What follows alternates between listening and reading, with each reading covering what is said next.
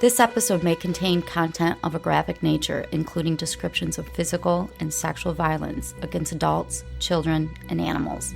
Listener discretion is advised. Hi everyone, I'm Tanya. And I'm Talia. And we are Crimes and Consequences, a true crime podcast.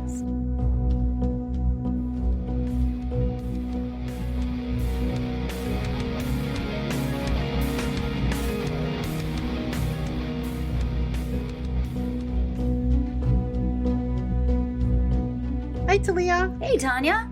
How are you? Oh, God, you ask me that every time. Do I? Yeah. I care. Okay, well, nobody wants to hear this shit. So I say this all the time. Nobody wants to hear. You really want to know? I don't think so. Okay, well. How are you? I am great. Okay. After that. No one really cares. I would like to say welcome back to everyone to another exciting episode. Woo! And I have a crazy, crazy story to tell you today that was suggested by one of our Patreon members, Erica. Thank you, Erica. Thank you, Erica. You know who you are. Okay, so I'm just going to get right to the story. I would like that. In September of 2009, 16-year-old Emma Neiderbrock planned to have her online friend, Richard Syko Sam McCroskey, visit her at her home in Farmville, Virginia. Emma lived at home with her mother, Dr. Deborah Kelly, who was a college professor who taught sociology and criminology. Her parents were going through a divorce, and her father, Reverend Mark Neiderbrock, who was a reverend at a local Presbyterian church, didn't live with them at the time. Mark and Deborah considered themselves to be pretty open-minded parents, so even though they didn't exactly love the fact that Emma was into this type of music that was called Horrorcore, do you know what Horrorcore is? No. Okay, well, I'm going to tell you. Sounds really fucking scary. It's a subgenre of hardcore rap music that showcases themes such as death, horror films, violence, cannibalism, Satan worshiping, and human sacrifices. What? And because I'm 100 years old, I researched who some of the best horrorcore rappers out there were, and the only one I recognized was Insane Clown Posse. Okay, yeah. Okay, you know who they are. So is this like a genre on Spotify? Like I can go to horrorcore? I believe you can. No. Yeah, I think so. That seems politically not correct. You know, some of the articles when I was researching this story said Eminem was horrorcore, which they were saying, because he talks about like killing his mom and his ex-wife and things like that, but whatever. And if you're curious, I will post a link written by the AV Club that gives a great history of horrorcore rap for anyone who's interested. It'll be some great reading. It was interesting. Tonight. It was interesting to me. I promise. So. Anyway, back to Emma and her family. Deborah was growing concerned over Emma's obsession with horrorcore music, and the family had started to go to counseling because of it. Emma's parents, who were dismayed over her deep interest in this, grew more disturbed when she started writing weird messages on her bedroom walls, such as, quote, "Kill the fetus. Fuck you, Jesus. What? I'd rather be dead, because your faith is meaningless." What the? Wow, that's edgy. Wow. Yeah. Oh, god damn. I don't know what I would do if I saw that in my... I know, right? What? In my daughter's bedroom. Your 16-year-old daughter. Oh, God. Yeah. Mark and Deborah knew that Emma had made plans with her online friend, Richard, because I'm going to call him Richard. I refuse to call him Syko Sam. I kind of like it, though. She had made plans with him to go to this horrorcore festival called Strictly for the Wicked, which was located in Southgate, Michigan. Oh. It was here in September 20... It's like an hour away or something. It was here in 2009. They decided the best thing they could do to keep an eye on Emma was to drive her and Richard to the event and have everyone stay at their home in Farmville. So they both went on the drive to this festival in Southgate.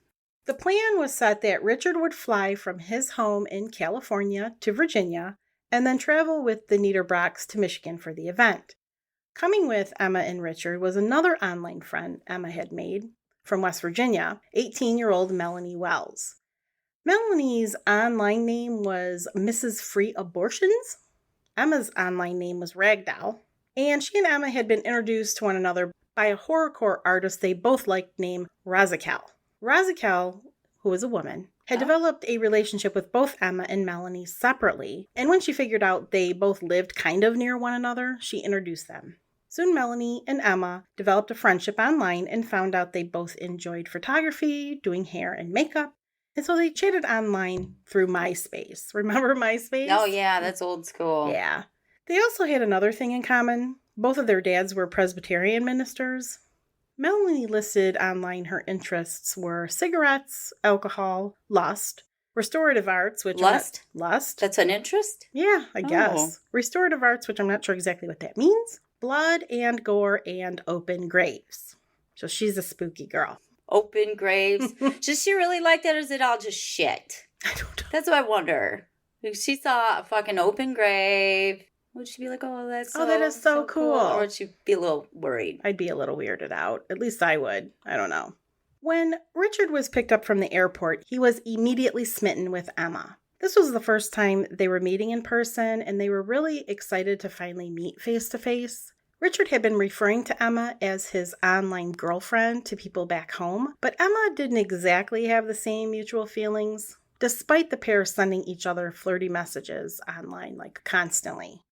According to Razakel, Emma never called Richard her boyfriend and only told her that they were close friends online and were getting closer. Richard was excited to meet Emma not only because of this blossoming online relationship, but he thought meeting her would give him some much-needed happiness in his life. At home, his life kind of was falling apart. About 5 months prior to this, his dad had asked his mom to leave their home, and he was pursuing getting a divorce. On September 7th, shortly before they were to meet in person, Emma wrote on Richard's MySpace page, quote, "The next time you check your MySpace, you'll be at my house. I love you so much, baby, forever and always. You are my one and only everything." And they've never met? And they've never met. "I can't wait to see you, baby. It's like 6:17 a.m. and I've been up since 4ish, filled with uber amounts of excitement. I can't wait. I leave to pick you up in 5 hours. Gah, my insides feel all squishy." End quote. However, when Richard finally arrived in Virginia, he instantaneously wore his heart on his sleeve and seemed to be needy, shy, and vulnerable, which was the exact opposite of the person who Emma thought Richard was. She told Melanie he wasn't nearly as cool, tough, or good-looking as he appeared online, and she was extremely disappointed. Surprise! I know. And while Richard was smitten, I told you, Emma was aloof at their first meeting. Definitely a recipe for disaster. Richard and Emma had dated for more than a year online and developed quite the complex relationship. They had pet names for one another, inside jokes. He thought she was smart and beautiful and loved that she thought of him as this badass, hardcore, horrorcore rapper. Because, in case you didn't realize, Richard is this blossoming horrorcore rapper. All right. He was in love with her and thought of her as someone who would never let him down. Richard was crushed at this rejection when they first met because he had built up this meeting in his mind to be something that was going to change his life. Sadly, it was a meeting that definitely changed everyone's lives forever, but not in the way Richard had initially hoped. When they finally arrived at the concert, after the 10-hour drive on September 12th, Emma spent most of her time flirting with other guys and avoiding and ignoring Richard, according to witnesses at the concert. Richard's sister eventually told people that Richard's friends had told her that Richard said he and Emma had an argument at the concert, with one rumor being that the argument was caused because Emma received a flirty text from another guy at the concert, and Richard had seen the text. Looking at Richard's online persona, it's clear he lived in a fantasy world that he created. He portrayed... Don't we all? I know, right? Sorry. Girl. He portrayed himself as this tough rap artist, this Psycho Sam, and projected an image of being in control and confident, which is obviously what attracted Emma to him. Some of his stupid music can still be found on YouTube, by the way, and I'll post the link in the show notes. I'm sure it's brilliant. Oh, girl. In his music, he makes references to the voices in his head, these evil voices that tell him to murder and go on a killing spree. Yeah. There's also a YouTube video of him bragging about defiling a grave of a U.S.-Korean war veteran. Well, that's awfully specific. And how right after he did it, when the video starts, it's raining as a punishment for the act. I'll actually play you the clip. Okay. We defiled the grave, and then lightning struck seconds ago. I think we're being warned. And now it's starting to rain. It's because we fucked up the grave. It's not my fault. And look at the one inside there. seconds. And now it's starting to rain really hard. So, peace, Negroes. All right. Did he really defile that grave? Because I'm so pissed right now. Yeah, he did. I'm very sensitive about the veterans. vets. Yes, I know. Very I was sensitive. extremely pissed, especially when I saw the name on the grave. You can see it, and it says he's a Korean War veteran, and these punk ass kids are just being dickheads. How do they think that's cool? I don't know. The comment embedded in the video says, quote, "We went to a graveyard and I decided to be an asshole and flip a cross upside down on somebody's grave. Then we were struck down with lightning, LOL. And yes, I can say Negroes because, I'm black." Unquote. Okay. But Richard's a white kid, by the way. That's right. Yeah. What is this? I don't understand okay. it. I don't get the world, but whatever. He's a punk ass. After the Horrorcore concert event, whatever you want to call it, Emma, Melanie, Richard, and Emma's parents returned to Emma's home in Farmville, Virginia, which is about 60 miles west of Richmond. It's considered a college town. There's a couple universities there.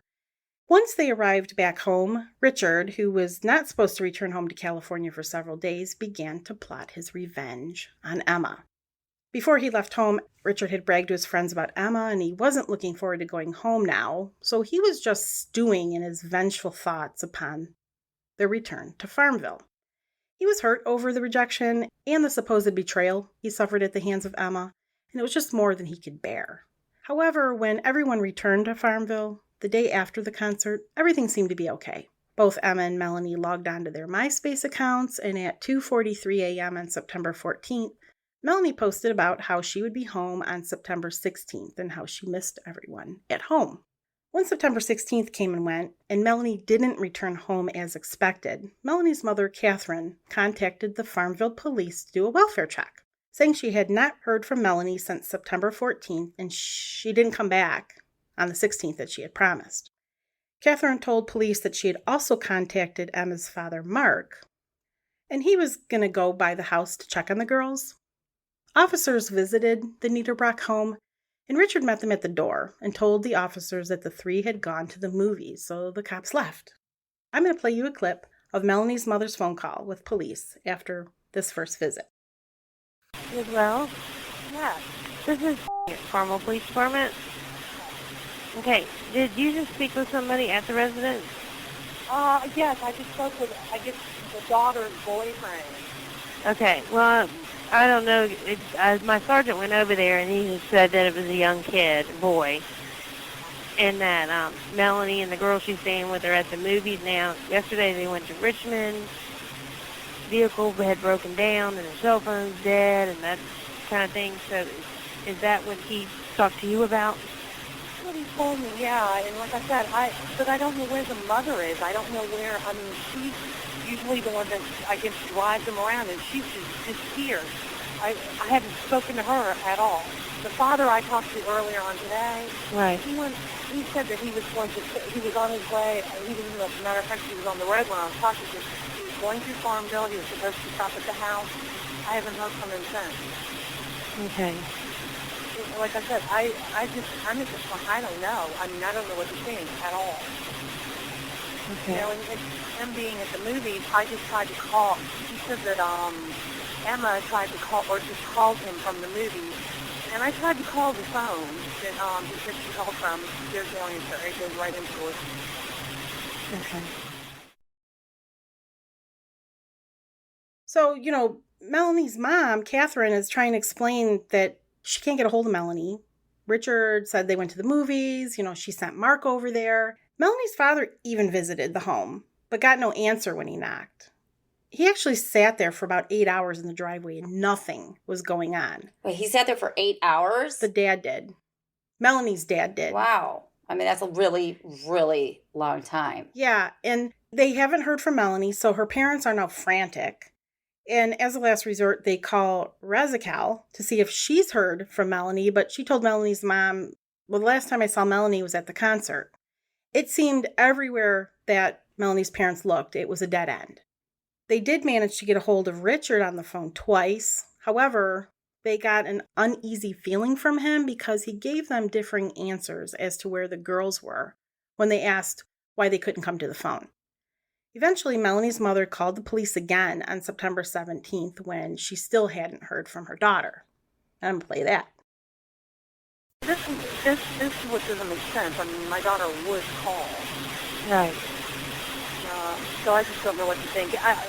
What scared me earlier, she was saying, there was noises in the basement coming from, in the house. And, I don't know. All right, if you don't hear anything from her, then just call us back and I'll send an officer back over there. Okay. Yeah, it just, like I said, none of this makes, any sense at all. I've heard that, they were supposed to be home by 9 this evening and then 10 and then, so I don't know. All right, well, just try to, wait and see if Melanie calls you in the next hour, and if not, call us back. Okay, I will. Thank you so much for your help. Okay, you're welcome as well. All right, bye-bye. So after she makes this call again, Kathleen called Richard and insisted that he call the police since he told her again that the girls weren't home. So guess what? What? Richard does call the police. Well, good. As Catherine asked, and I'm going to play you that call. Phone 911. Hey, could I have a police unit come by my house? Because I keep hearing sounds in the basement, and I'm scared to go down there and check what it is. Okay, what kind of sounds do you hear?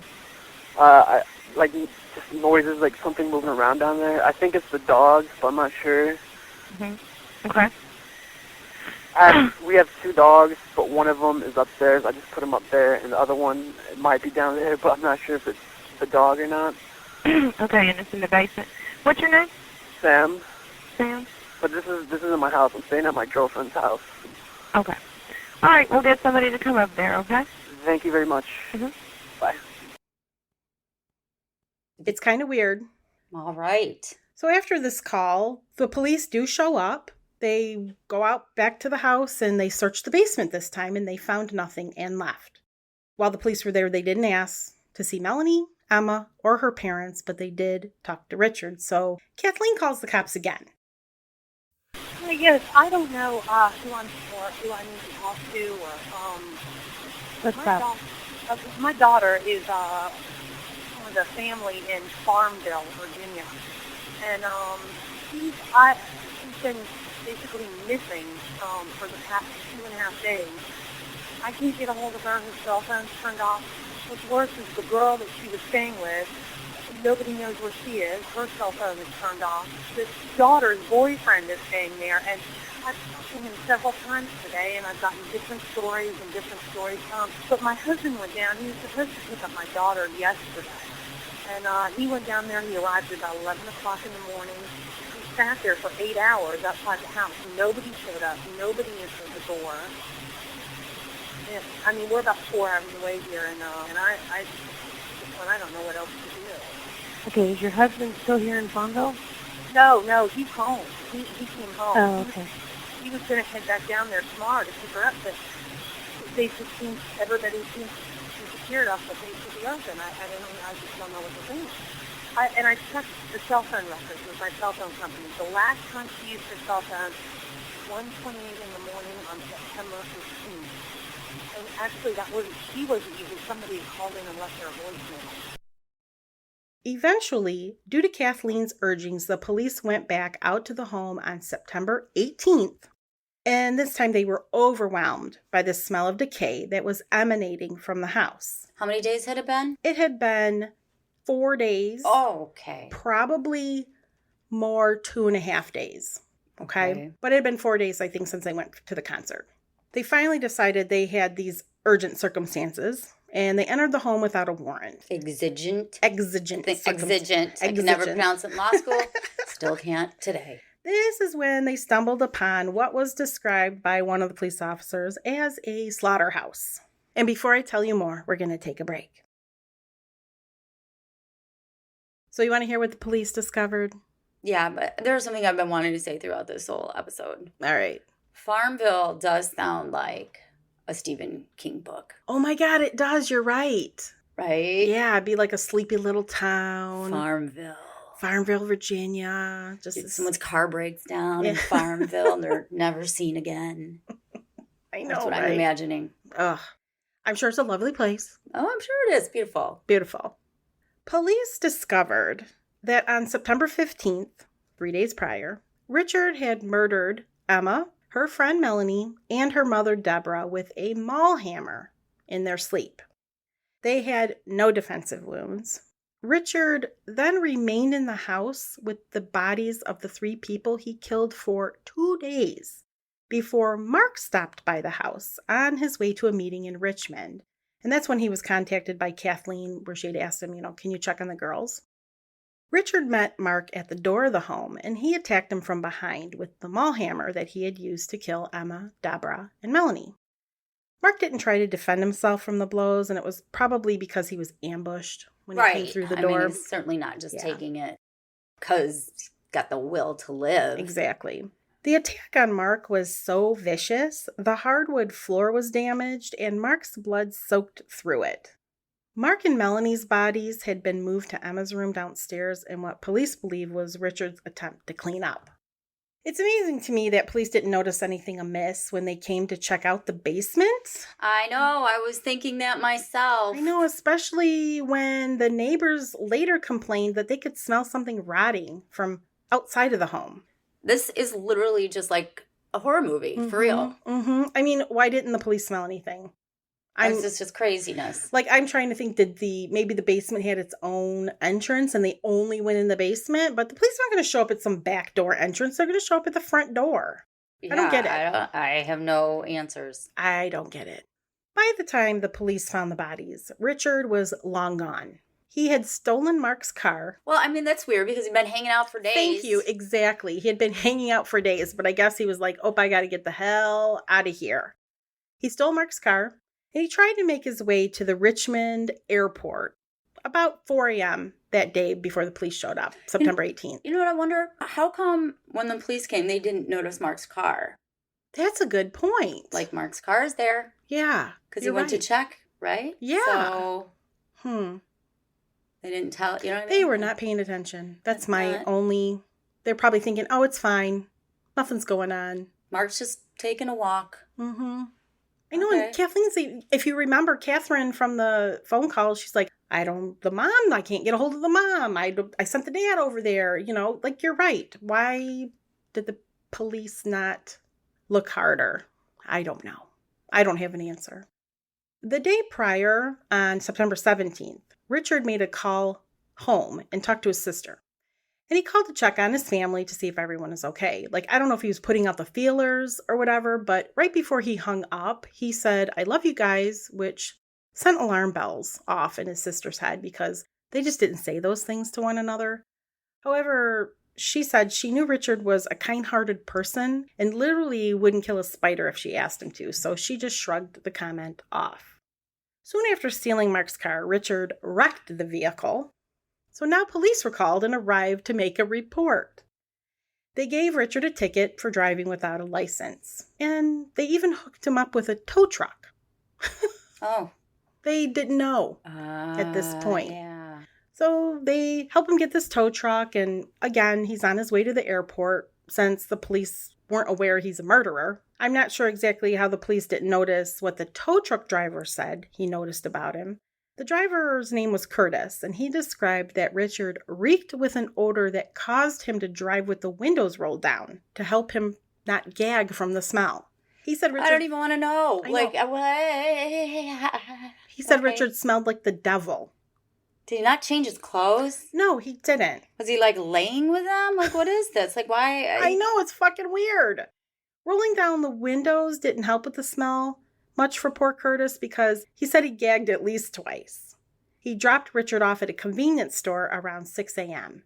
Before dropping him at the convenience store, Curtis noticed red marks on Richard's neck and said, "Hey, how'd you get those?" Richard said, "Oh, my girlfriend gave them to me."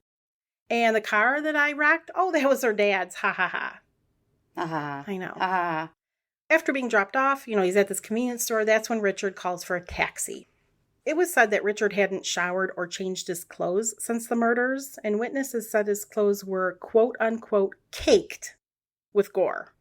Wouldn't the police have known that when they came to the house and talked to him? Right, or when he got in the car accident. Yeah.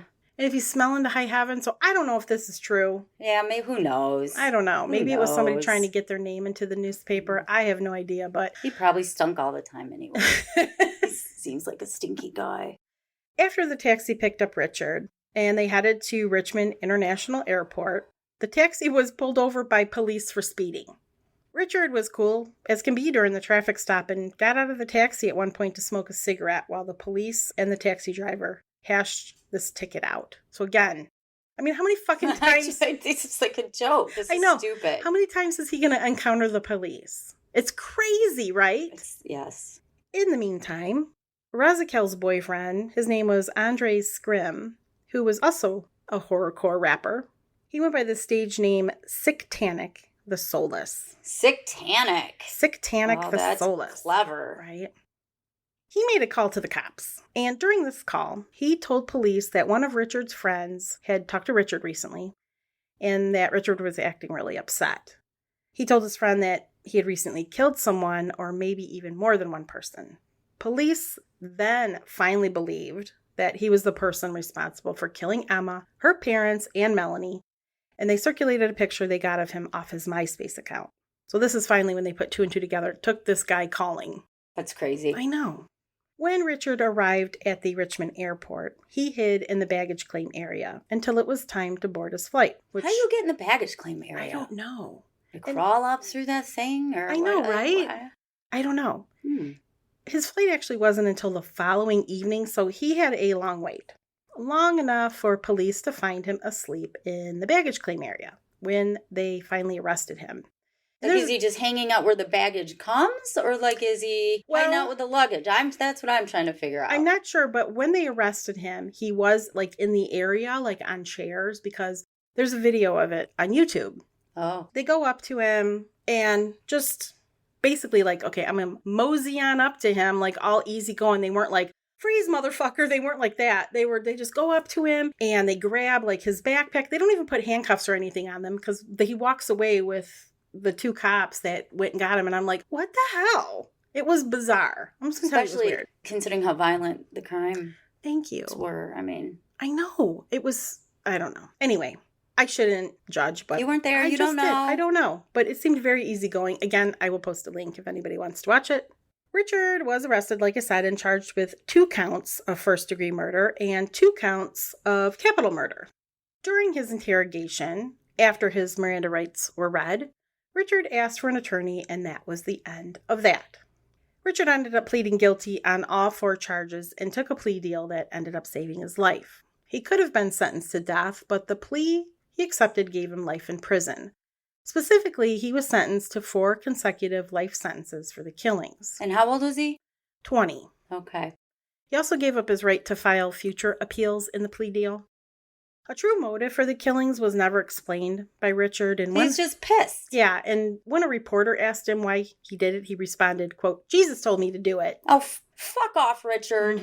Which we all know Jesus would not say that. Thank you. Thank you. His sister said, oh, Richard's just sarcastic, and he thought that would be a funny answer. Oh, that's so fucking funny. And this is why I can't stand people.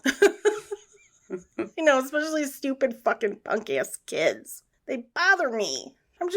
I fucking hate him. He's a smug little bastard too. Wait till you see the videos of him, you guys. You're just going to hate him as much as I do. He's just a little... He was a smug little bastard. Yes. Now he is just a piece of shit in jail, in prison. Yeah. So no one knows for sure what Richard did in those couple of days he sat in the home with the corpses of his victims. I don't even want to know. But it's believed he drank alcohol, took some prescription medicine for migraine headaches that he found in the house. He smoked some weed, and he definitely made a video that I'm going to play a clip from right now. Alright, I'm making this video because it's in my final minutes of being alive. And to anybody that finds this, I want you to tell my parents I love them deeply, and I'm very sorry for doing this. To my brother, Sinister, aka Eric, and Emily, I love you guys deeply, and I'm sorry for going this route. I know I said I'd turn myself in, but I'm not going to do that. I can't do that. I can't pay those consequences, so I gotta do what I gotta do, which is gonna be over there. If you you get to see that. I'm not gonna tell you what I'm gonna do because I'm sure you guys know what I'm gonna do. I'm really sorry, but it came to this. But I'm gonna get going and do what I gotta do. I'm gonna pay my consequences. So my last words before I go: fuck you to the world. Fuck everybody in it. I can't stand this place. Fuck your God. And no, I'm not a nut rider. But fuck your God. SKR. Wicked Intent. For life. Peace. All right. What'd you think of that? Damn. Yeah. Wow. So where did he put this video? Is it just something he made and he didn't distribute to social media, or did he put it out there? Could you put videos on MySpace? I wonder. Girl, I don't know. I only found out about Facebook 2 months ago. No, I'm kidding. I don't know. He did put it somewhere, I think. I mean, I don't think I would have been able to find it if he hadn't. So a little more about Richard before we go. Even though there were stories that he was bullied, his sister described him. Oh, Jesus. Yeah, I know. His sister said, he was a quiet kid who got along with everybody. Clearly. Mm-hmm. He spent a lot of time alone in his room listening to this horrorcore music and playing video games. And, people wanted to blame the music. When we were in high school and shit, they wanted to blame heavy metal. Right, Metallica and, Come on. Judas Priest and shit. So I don't put a lot of stock in that. But no, I mean, there's a reason why people like that. That's the point. There's something that starts first with the fact that there's a group of people interested in that type of person. Right. Like what's going on in their head. Right. Some people, it's just a fantasy world. Yeah, and I think a lot of people are like that. Right. And maybe they really like the music. I don't know. When Richard decided to become a rapper and went by Syko Sam, some believe he chose the name because he was involved in a satanic cult. Isn't it always a satanic cult? Absolutely. I know. And that he idolized David Berkowitz, or Son of Sam, as you know. Oh, okay. Richard also went by the name Lil Demon Dog. Shut the fuck up. And he does have a YouTube channel. Lil Demon Dog? Well, Lil Demon Dog. Oh, I thought it was Lil Demon Dog. No, it would be funny. It should be Lil Demon Dog. Lil Demon Dog. Lil Demon Dog. Syko Sam. And he does have a YouTube channel using that name. And that's where I found the video of him defiling the veteran's grave. Again, this is another reference to David Berkowitz because, as you may know, he said he took the orders to kill from a dog named Sam. I'm not going to tell you any more about this little asshole because he doesn't deserve to be talked about anymore. A little bit about Emma. She was homeschooled after leaving middle school and wanted to become a fashion designer. She sometimes made clothes for herself at home and liked to model them for her family. She considered herself goth and wore black clothing. She dyed her hair bright pink and went by the nickname Ragdoll, as I told you before. She was really involved in this whole horrorcore community online and posted often in discussion forums and websites. I also found a couple videos online that had her in it, and I think they were probably from friends that had posted it after she died. Melanie Wells was originally from Louisville, Kentucky, and her family moved to West Virginia when she was in high school. Since the move was a major life event for Melanie, her family allowed her to finish high school at home, so she also spent a lot of time online, which is how she met Emma. She loved music, and her family described her as sweet and friendly. And that is my story of the Farmville murders. Oh, thank you. That was sad. Yeah. It's always sad. It is. Before we go to Leah, we have some shout-outs. Shout-outs. We would like to thank Carrie B., Samantha S., Sonia G., Naomi, Cheryl, Nick, and it's spelled N-Y-K, Tracy B., Laura U., Patricia G., Veronica W., Shawnee S., Felicity Rose. Nice. I know that's pretty. Zachary H., Kendra S., Anna T., Kitty Cat Meow Meow. Meow meow. Rick D., Richard L., Jacob S., Janice O., Carmen C., Fallon, Wendy S., Erica with 2 C's, Mary O., Christina C., Missy L., Tracy C., Amy K., April G., Leah, Christina H., Deanna S., Ava D., Emily S., Shelby K., Laura R., and last but not least, Michelle S. Woo! Thank you, everyone. Awesome people. And in case you're wondering why we're thanking them, you can go to patreon.com/TNTcrimes. And what that is we have 1 billion episodes that are unreleased. You can sign up to be a Patreon. Or you can go to our website and you can find information on it too, crimesandconsequences.com. You can get pictures of all the information, like all of our episodes. You get pictures, you see. We have some online only episodes. Mm-hmm. They're kind of our earlier, rougher ones. They're free. You can go on our category list and see online only and listen to them. And we have merchandise. Mm-hmm. You can find all of that on our website. If you listen through the Apple app, you can become an Apple subscriber by just pressing one little button. It's so Click, easy. Done. And Click. it's the same episodes you find in Patreon. Yep. You can find us on social media at Hardcore True Crime on Instagram and Facebook. And I think that's everything. I feel like that's enough. All right, Talia, until our next episode. Don't kill each other. Bye. Bye.